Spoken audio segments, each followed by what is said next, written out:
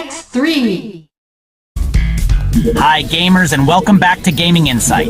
Okay, let's talk about the PlayStation 2, a console that didn't just change gaming forever, but also became a cultural icon for an entire generation. Its library was massive, its hardware was sleek, and it brought people together in living rooms everywhere. When the PS2 launched, it came out swinging with a lineup of games that set the tone for the next decade. But among all those titles, there was one fighting game that stood out for being especially strange.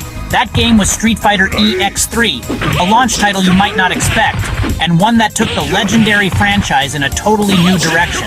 Developed by Eureka, not Capcom, EX3 was the final entry in a 3D spin-off series that dared to be different. It was a bold experiment, pushing boundaries at a time when the industry was hungry for innovation. While the main Street Fighter games stuck to their classic 2D sprites and tight controls, EX3 dove headfirst into blocky experimental 3D. It was a showcase for the PS2's new graphical power, even if it looked a little rough around the edges. The vibe?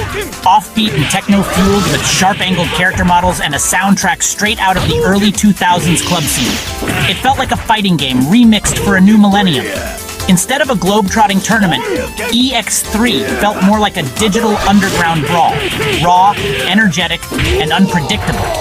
Eureka's founder, Akira Nishitani, was actually one of the creators of the original Street Fighter II.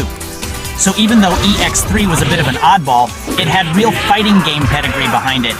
EX3 wasn't just another sequel, it was a bold, weird statement for a new era, and a reminder that sometimes taking risks leads to the most memorable games. Imagine if a classic band went full prog rock. Familiar DNA, but a wild new direction.